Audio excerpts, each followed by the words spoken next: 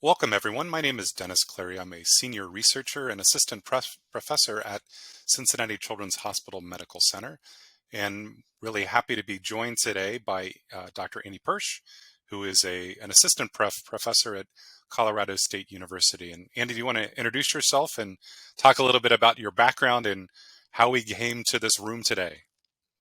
You bet. Thanks, Dennis. Glad to be here. My name's Andy Persch. I've been an occupational therapist for 15 years.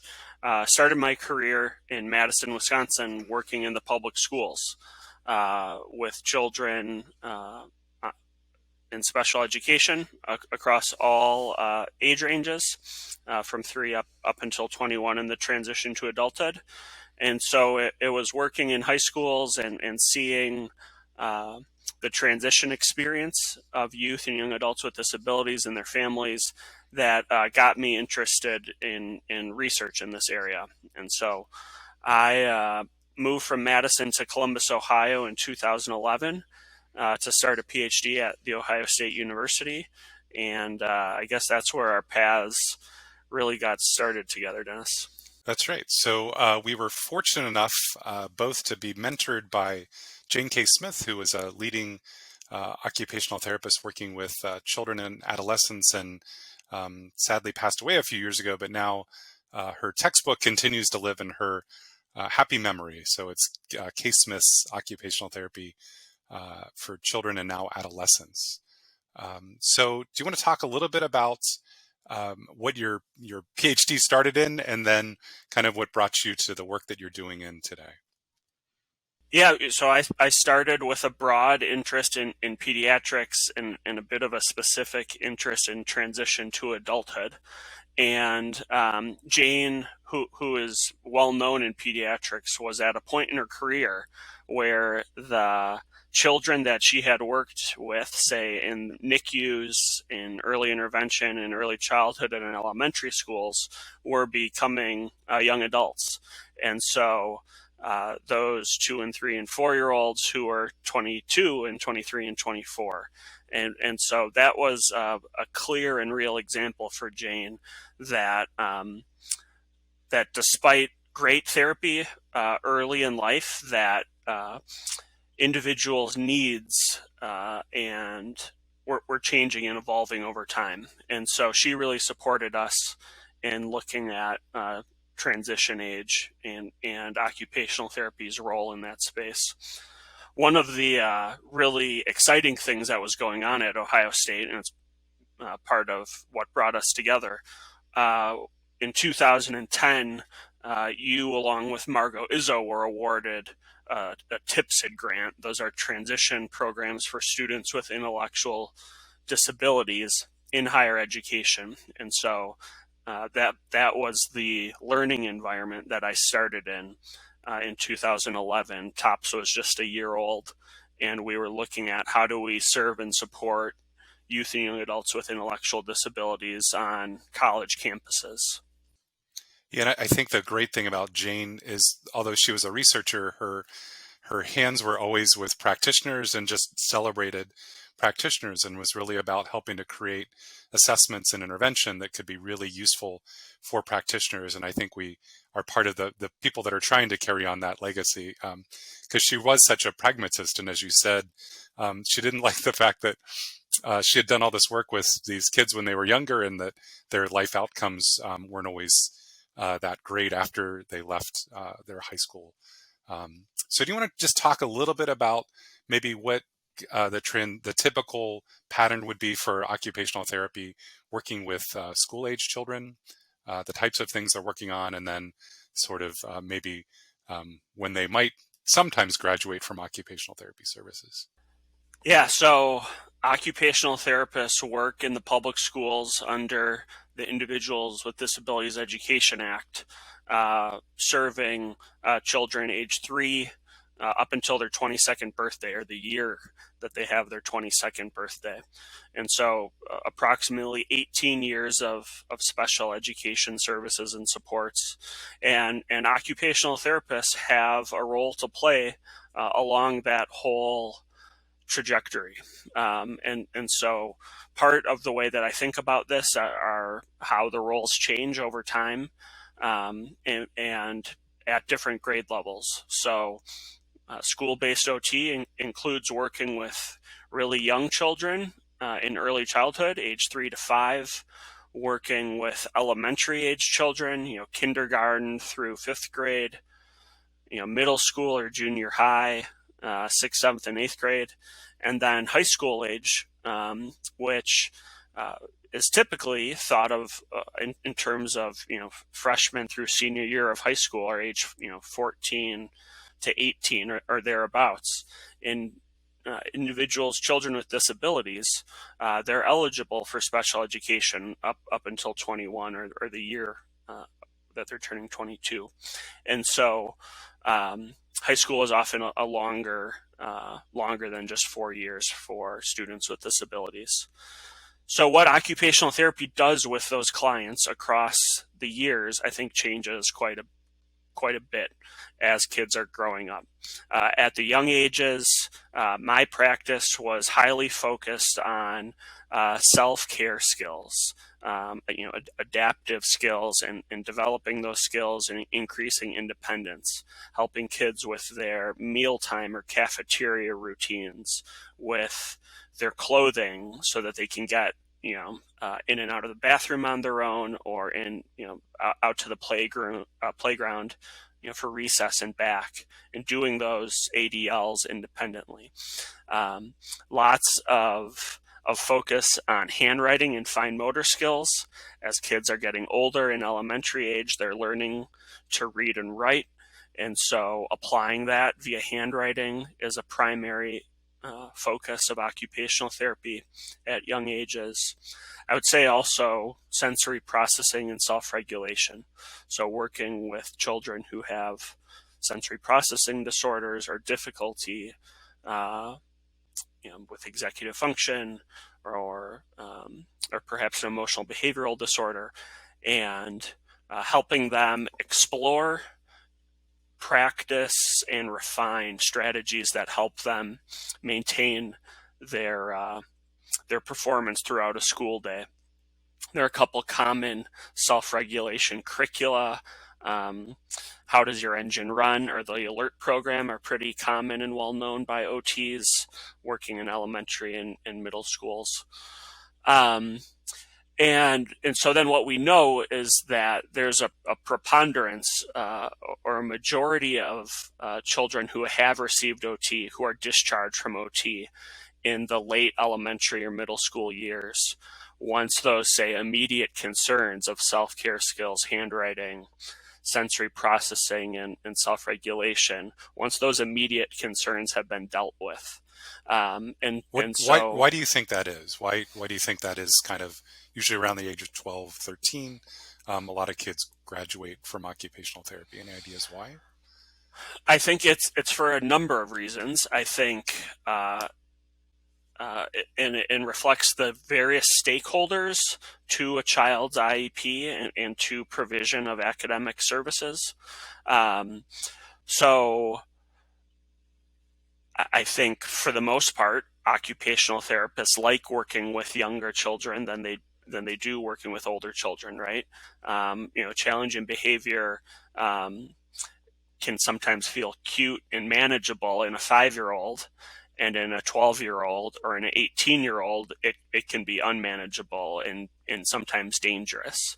And so in my experience, most OTs that are interested in working with kids and in the schools or in pediatrics really are interested in working with younger kids during the developmental years, right? We know also, right, just about childhood development that plasticity is highest in those early years, say up till age 7 or 8. And so by the time a kid is 12 and 13, things are slowing down a little bit. The impacts of disability may be becoming exaggerated. The gaps between a student and their peers can start to become greater. And so the occupations are also changing. And so the occupations of a middle schooler are self-organization and note-taking and completing homework. And those are just very different than the things that we tend to work on with kids at the younger age. And I think that's a challenge for therapists, and is part of why, um, to that language, lots of students who are otherwise eligible tend to be discharged, later elementary years. Great. And well, not great, but in terms of, if these younger students or middle school students are starting to be discharged, what kind of life outcomes do they experience, especially folks with intellectual and developmental disabilities who tend to be the individuals that you serve? Yeah, so outcomes are something that I'm very interested in, and thinking about a life course, I tend to look for data, and so there's data about post-secondary outcomes in the years right after high school.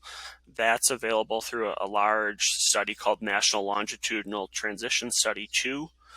It's about 10 years old now, but provides a pretty comprehensive snapshot of what post-secondary outcomes look like in the years right after high school.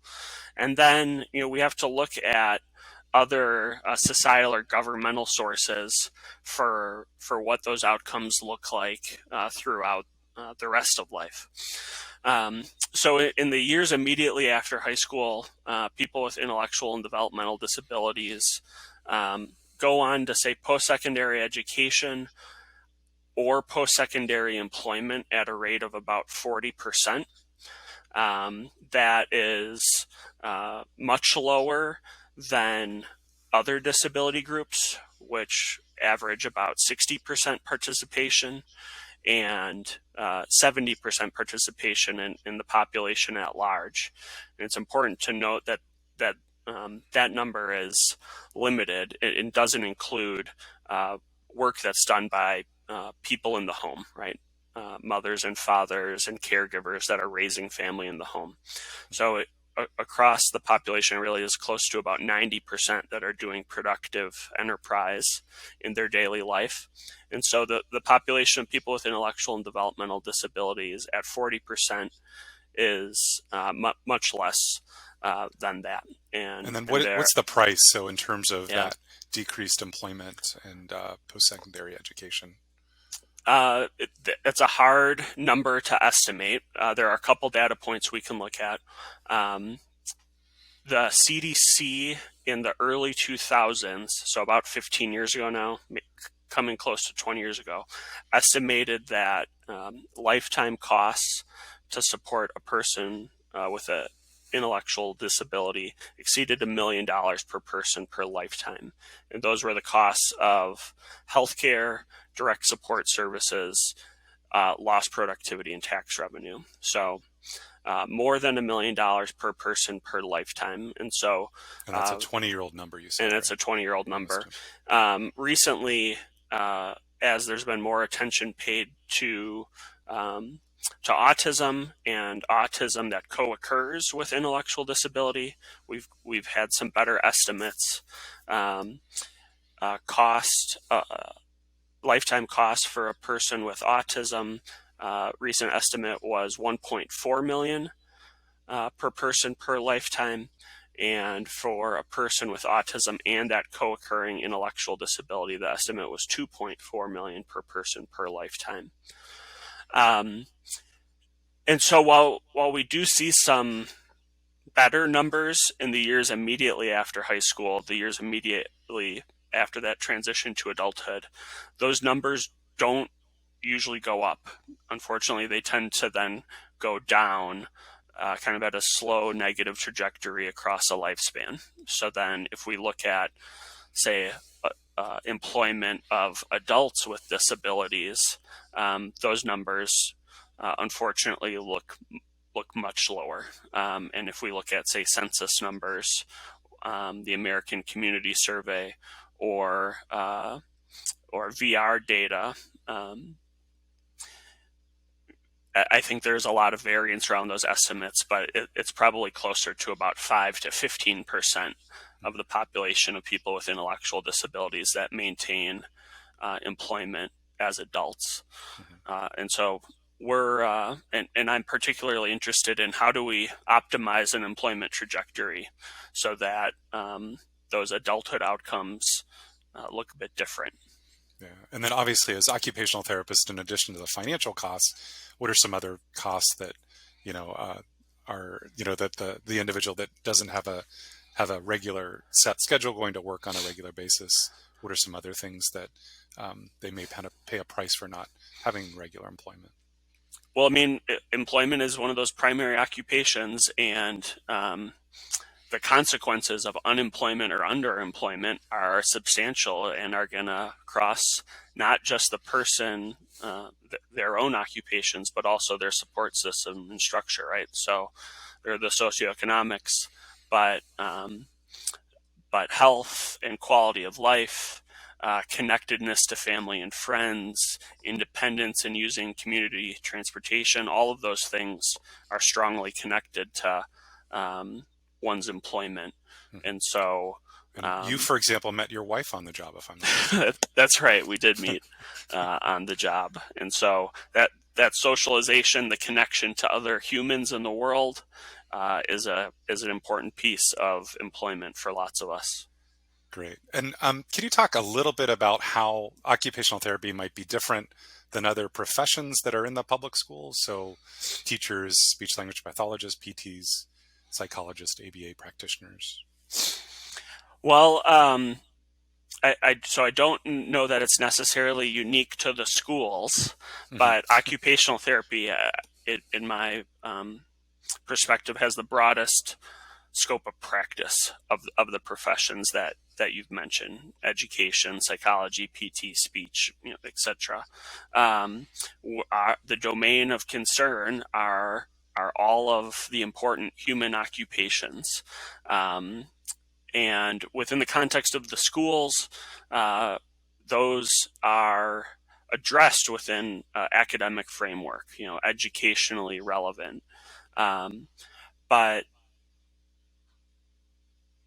as a child grows, occupations change, and I think that scope just continues to grow, and so there's more potentially that occupational therapists can work on in the schools, and so that's both a benefit and a challenge. Hmm. Yeah, it's funny. One of the a Canadian occupational therapist that we've been doing a little bit of work with is sort of funny and really talks about working with kind of adolescents specifically and really trying to focus on those things that are going to help them in their life. And if you're working on something that isn't going to help them at 21 or 22, in I'm older, so I would say work, play, or self-care. Why are we doing it? And just to really focus on those as priorities in terms of supporting the clients we're working with. Yeah. So one of the things that is happening as a child is growing and coming to high school is a bit of a perspective change. Inclusion in what's called the least restrictive environment is a key principle of the IDEA.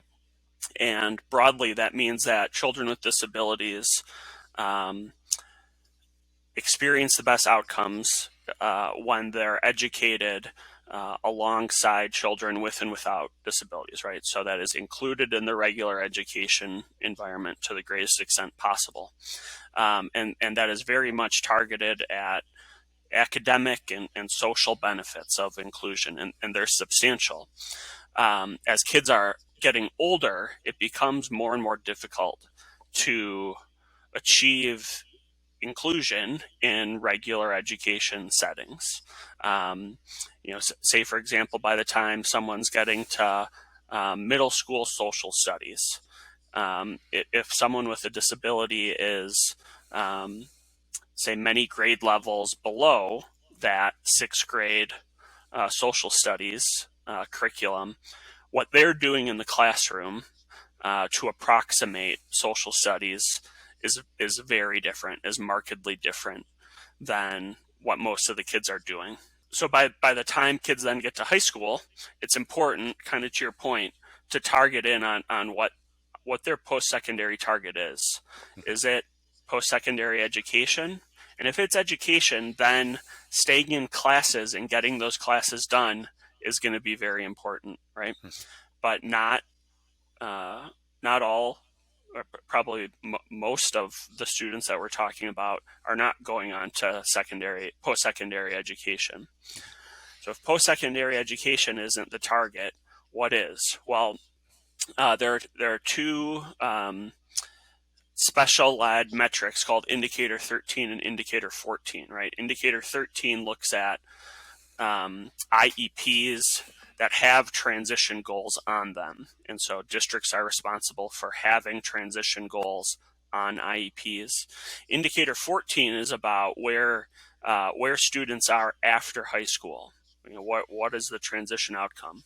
And really it's three areas. It's post-secondary education, post-secondary employment, or community participation and living. And so thinking about that middle schooler becoming a high schooler, and while we've encouraged inclusion and adaptation of a curriculum, by the time someone's in ninth grade, if they're not going to post-secondary education, spending time in that environment might actually start becoming a barrier to what their actual target is. And so that's a big shift of thinking for parents, for teams. Absolutely. So if they're not in the school, where should they be, or where are school districts now starting to do some of that? Yeah, well, so I don't necessarily mean that they're not in the school, but I'm saying that we have to be deliberate about where their time is and how they're spending their time, because time in special education and under an IEP is a finite resource. And so let's maximize that. So I think participating in schools in all sorts of settings, in career and tech ed, in specials, in functional academic courses or special education courses, in all school assemblies and in the cafeteria, all of those things are good and appropriate. But if someone isn't going to be moving towards post-secondary education, then their time might be better spent doing some things preparing for employment or community living. And so that could look like time spent outside of the school. Perhaps it's transportation training and planning a bus route, using that bus route to go to the store, grocery store, or to a mall, maybe doing buying lunch at that destination, budgeting your money and making change, and all of those practical life experiences. Another key piece then is actual paid work experience. And so it's probably the strongest predictor. If you're looking to predict post-secondary employment, what's one of the best? Well, it's employment at the secondary level, right? So I started working as a sophomore in high school when I was 15, at a minimum wage job in food service. And those types of experiences are important for people with disabilities as well. And so volunteering, internships. Yeah.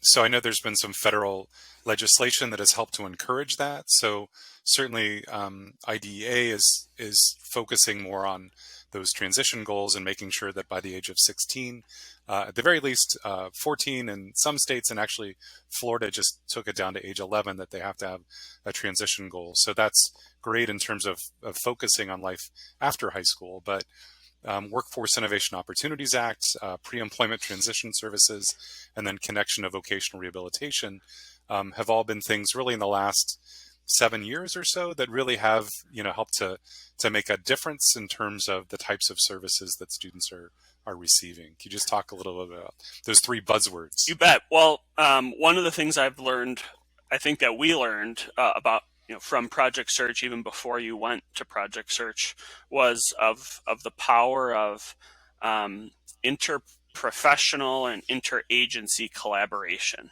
in supporting a transition outcome. And so Project Search does a good job in in bringing special ed, VR, DD, and an employer, student, parents, family, all to the table together at the same time.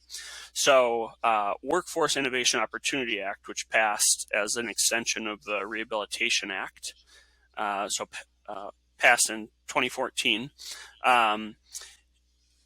has a few initiatives that are in that same direction of facilitating transition planning and that interagency collaboration. And so part of, I think what you're alluding to are called pre-employment transition services, or PREETs for short. And briefly, that's a responsibility on vocational rehabilitation to use, I believe, 15% of their funding to support students at the high school level. And so, as a contrast to even a decade ago when I was working in the public schools, right, vocational rehabilitation was really more focused on supporting the student after they're done with school. And having VR at the table, like you said, as soon as people have transition goals at age 14 or 16. I hadn't heard about age 11 in Florida. That's very exciting. There are more opportunities now for that interprofessional, interagency collaboration. And so I know people are excited about having VR at the table more and sooner during the transition. Some occupational therapists around the country really see that PREETs, the pre-employment transition services, that sometimes a school district will invite in a rehabilitation provider from the community, like an Easter Seals or a Goodwill. But some school districts actually are starting to bill for those services themselves, and provides a nice opportunity for occupational therapists potentially to be involved in that, either after school or even summer programs for some of those students, to make sure that they're getting access to that, as you said, a job at 15, 16 years of age, where they can really start doing some of those things. And I'll just backtrack for a second. I work primarily with Project Search, which is the largest transition program in the world. We have about 670 sites in 11 countries, including Iceland. We're excited about that, but about over 525 programs here in the U.S. that really, I love it as an occupational therapist because it's all real. There's nothing contrived. An intern comes and is with us in high school for that last year of their high school career, where they're working at 3 different internships, and then, hopefully at the end of that, successfully finding a competitive integrated job that gives them a career for life. So thanks for that shout out for my employer. I appreciate that. So any advice you might have on how occupational therapy practitioners can become more involved in this transition planning, and then obviously eventually into transition services? Sure. So, yeah, one of the things that we learned when we looked at National Longitudinal Transition Study 2, so that it's not a survey that was written to look at OT, but there are some variables in there that we can look at. And so we found that of the IEP eligible students with disabilities, and in this sample, there were more than 10,000, 11,000 of them. Only 7.5% reported receiving occupational therapy or life skills training during high school at all. So it's potentially a 7 or 8 year window, occupational therapy or life skills training. And of course, life skills training could mean a lot of things. And so the number was only 7.5%. And what we take from that is that the vast majority of students with disabilities are not receiving occupational therapy services during the high school years, despite their eligibility. So that's the uphill battle that we've been fighting for about the last decade, and it really has been encouraging to see growth and interest, publication and presentations and conferences. Yeah, and AOTA has a very active occupational therapy transition interest group that has, I think, over 150 members. Don't quote me on that, but it has a lot of there's a lot of people Yeah. involved in that, so that's good. So there is a need and an opportunity for OTs to get more involved in transition. The ways to go about doing that, I think, need to be many and diverse and varied. So at the individual level, you can advocate with your colleagues and with your supervisors for increased role at, say, middle school, high school levels. That's not always easy, because so as an employee, you have to live and work in your environment and in within your employer, whether that be a school district or a VR provider, and so um, things don't just happen overnight, right? And in advocating for a role in transition planning, that may mean perhaps going against other people and ways of doing things, traditional ways of doing things. So I think it is a balance of individual initiative and needing to live in the world. That said, I think there are a few strategies that we've tried to embrace. One is through education, right? So as academic occupational therapists and teaching pediatrics, we add transition content to what we're teaching. And so one class at a time, more and more OTs are learning about transition. Another one is through research, and we have research projects and then disseminate the results of those projects to increase awareness, discussion. And so those are longer plays. In the short term, I think that there are maybe two really practical things that OTs can do to grow transition. One, and Dennis, this is an idea of yours, is an OT referral at the point of any discharge. And so, Are you talking about RSVP at 16? yeah, so using, say, the transition from birth to 3 into the public schools as the first example of a life transition, moving from early intervention to special education, new people, new faces, new buildings, using that transition as an example and saying, and talking to parents and kids as they get older about, as you grow and as your needs change, here are some things and ideas of where occupational therapy can help you, right? And it's great when we can have an impact on self-care skills and handwriting and sensory skills early on. That's great. But there are other needs down the line. And I think being explicit with children and families about that, and that it's okay to ask for help, and it's okay to raise your hand again and ask for a new OT evaluation down the line. And then the other thing that comes to mind is advocacy through the law. Of when you encounter roadblocks in the special education process and transition planning, using the law to your benefit. And one of the keys that I would point therapists and families to is the first word of IDEA, right? It's Individuals with Disabilities Education Act, Individualized Education Program. And so that means that it's specifically tailored to the student with disabilities. And that's the guiding principle.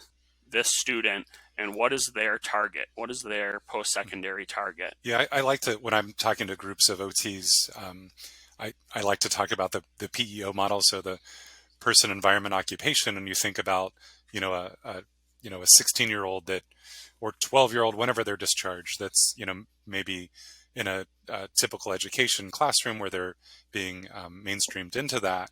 But when we're starting to look at them at 16, 17, 18, the person at 16, 17, 18 is very different at 12.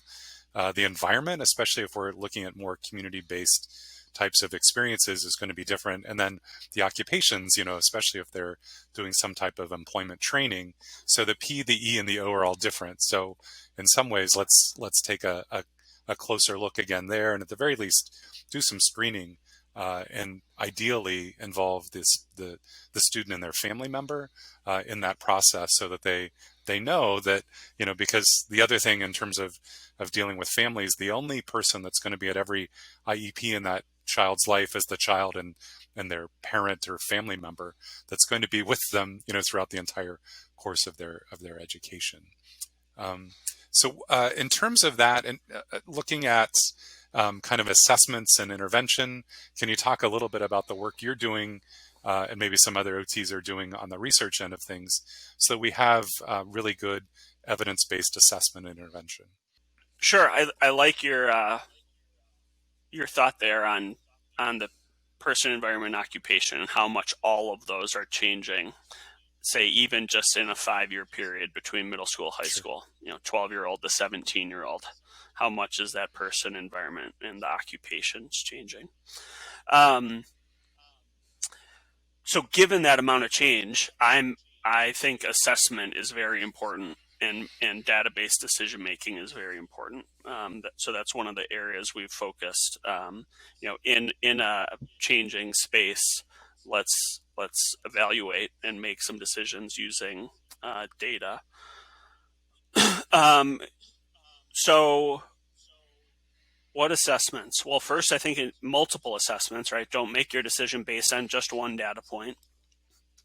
But so I look for multiple domains and multiple assessments.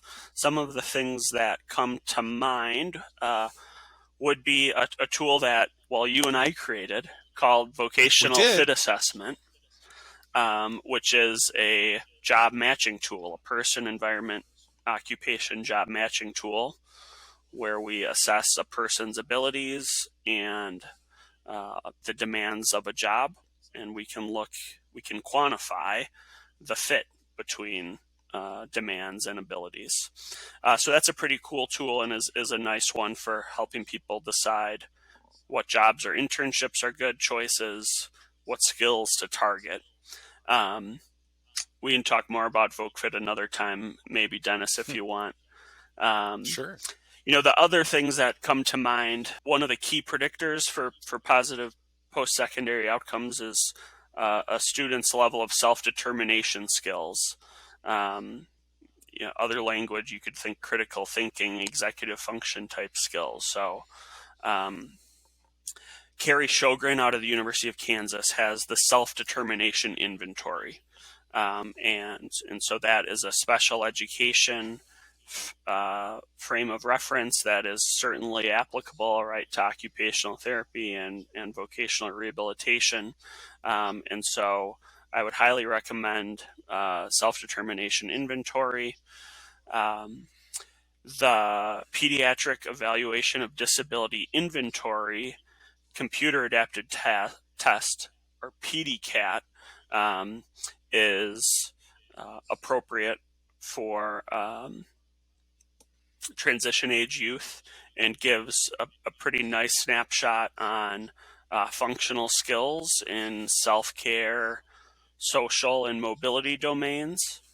And those are all pretty quick, right? I mean, in terms of the time and for the effort that you get in exchange for that time, how long would each one of those assessments take, would you I say? think VocaFit and PDCAT are probably both, and SDI are probably about half an hour Mhm.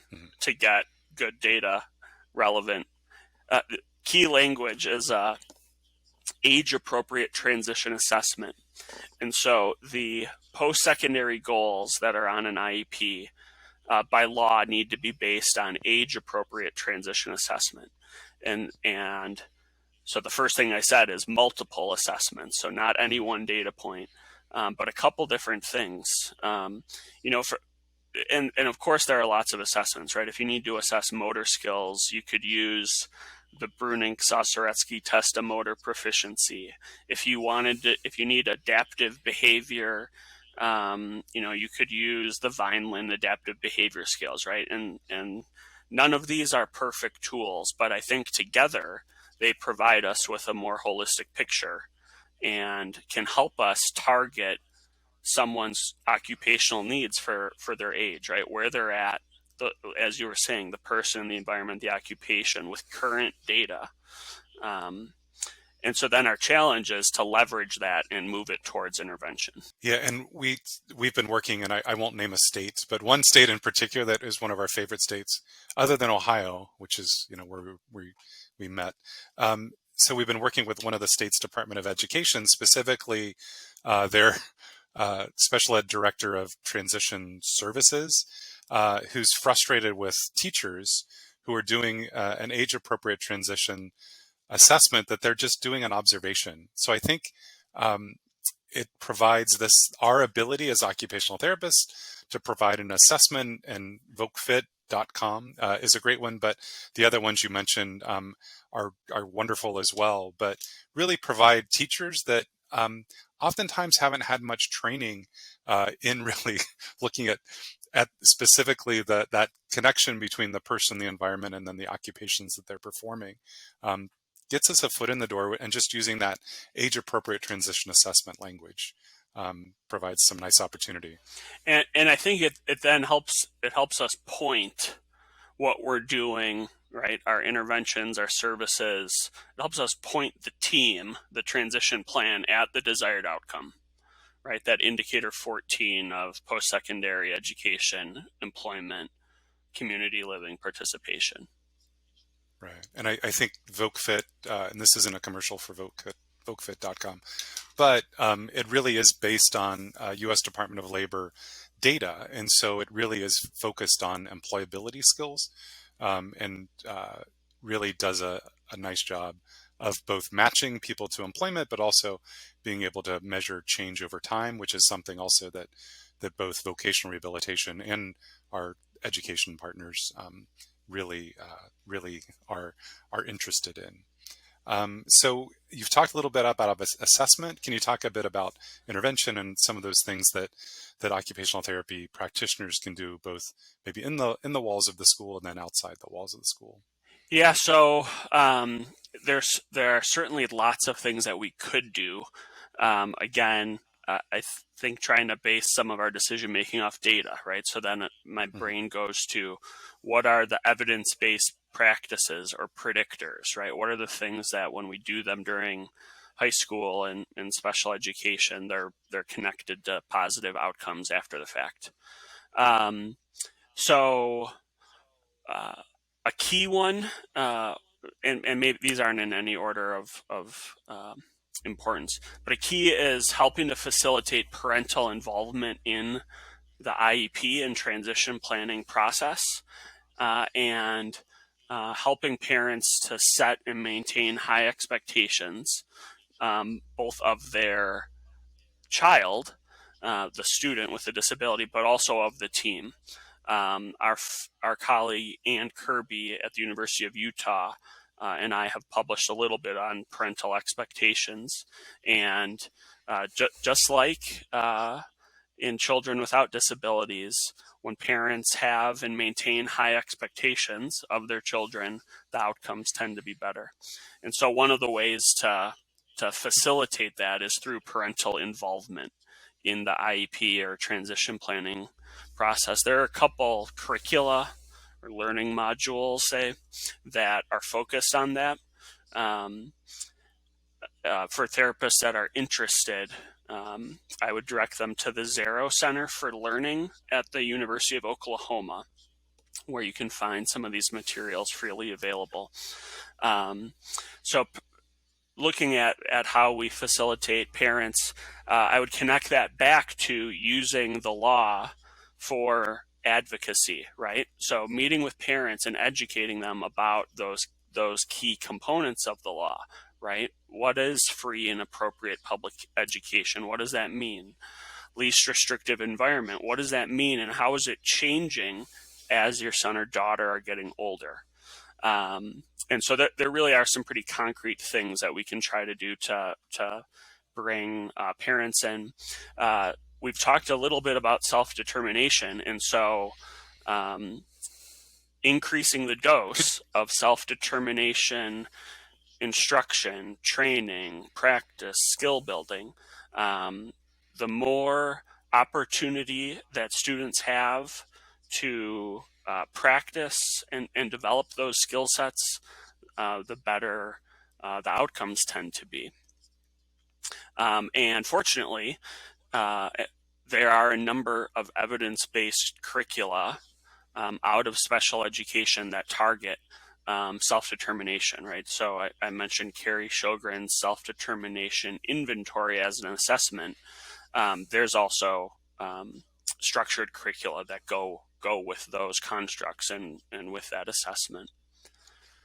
I think that's another thing that we really encourage occupational therapists, particularly, to really look and see what is out there currently that's evidence based, and to try to not create your own wheel, but see if there's a wheel already that's out there. So we will add some of these national centers to the supplemental information that you'll receive as part of this podcast. You know, the other one, and we mentioned it briefly, the other key thing where OTs can focus their efforts in a evidence-based way is that early and frequent experience with employment. So whether it's volunteering, being an intern, having that first job as a high school student, whatever those things are, more time and experience with employment is going to be linked to that outcome later on. And so we see the best outcomes with students who did work in high school.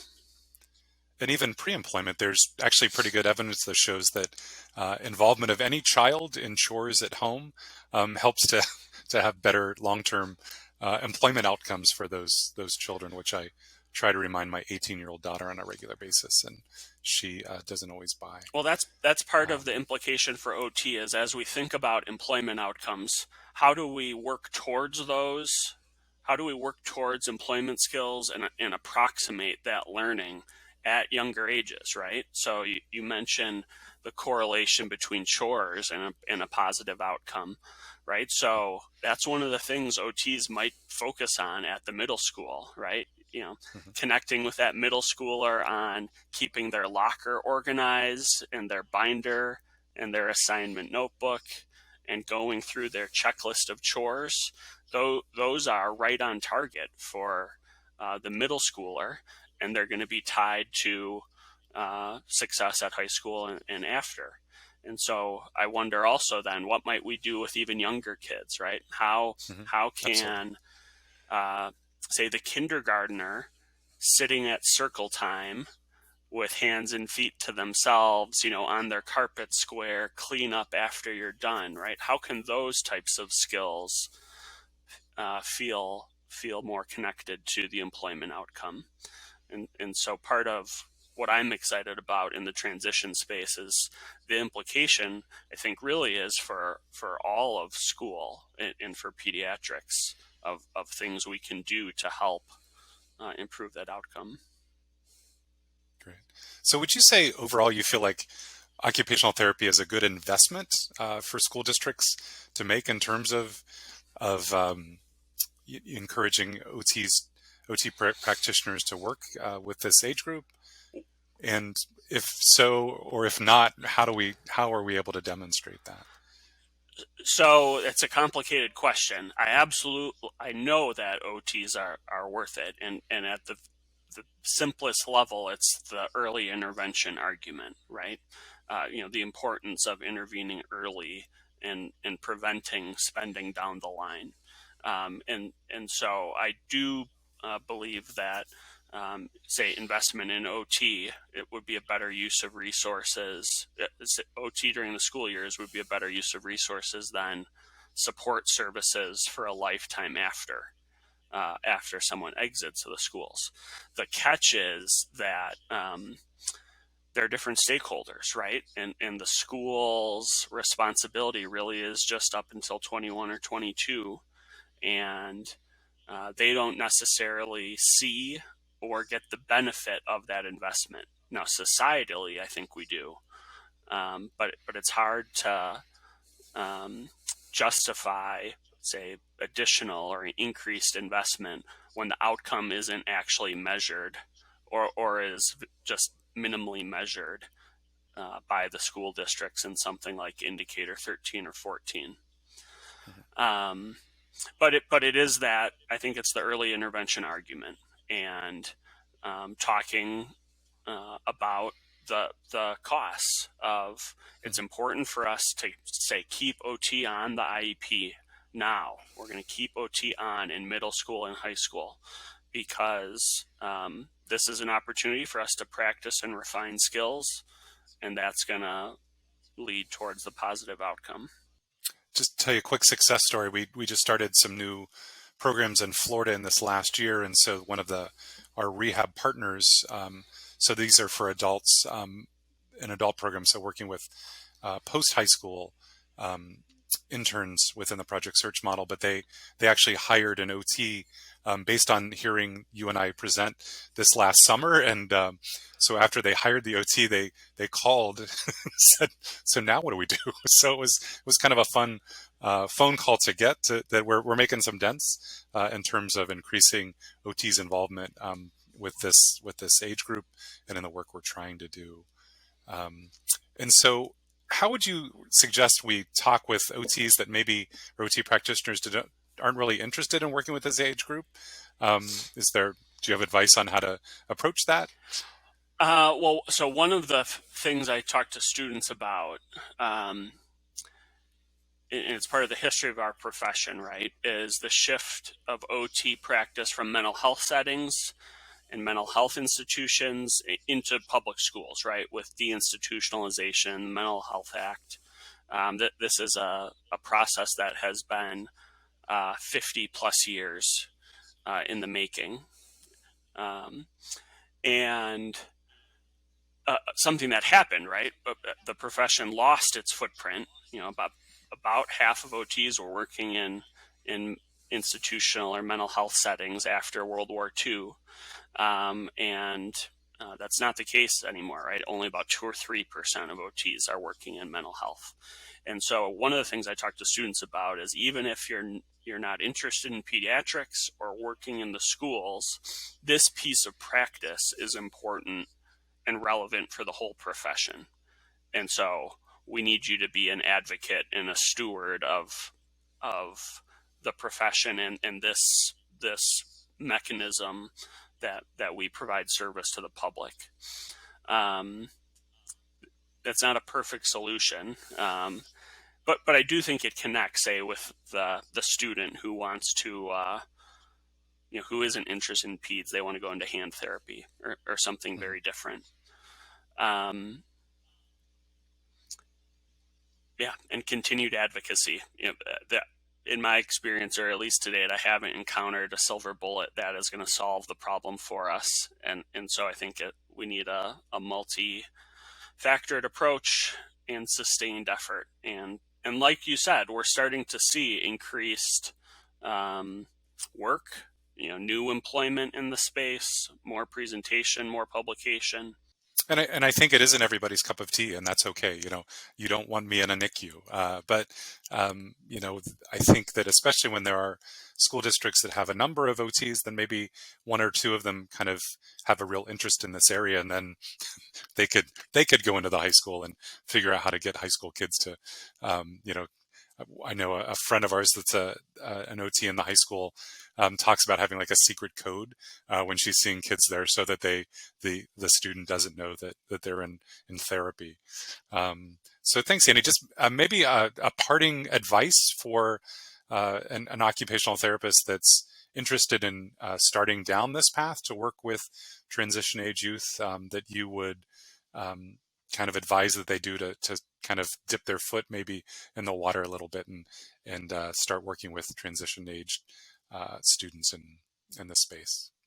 The first thing I would say is any contributions you make to these populations, to the profession in this space, are valuable contributions, right? They're additions to what is our capacity. I really do think a shift of perspective, or at least an orientation to those post-secondary outcomes, is really important. Um, Once a therapist understands what those post-secondary outcomes, what the tracks look like, I think then you can start to think about how does the program, the IEP, connect to that target. Um, and and in doing that, I oftentimes found that I didn't think the program was all that connected to the target. And so I think that's a clear and discrete place where an OT can make a contribution to transition planning. What's the post-secondary target? What's the plan? And are they aligned like we think they're aligned? I suppose that really is, that's the connection between indicator 13 and 14. Um, and and bringing that perspective, the person, environment, occupation, to that analysis really is an opportunity, and is something different than the other members of the team offer. Wonderful. Well, Dr. Andy Persch, the director of the Transition Employment and Technology Laboratory at Colorado State University, we really thank you for your time and for your expertise. And if you need to get a hold of Andy or myself, you can go to vocfit.com and you can find an email contact there for us. So thanks so much. We really appreciate your time and hope you and everybody else has a great day. Thanks for having me, Dennis.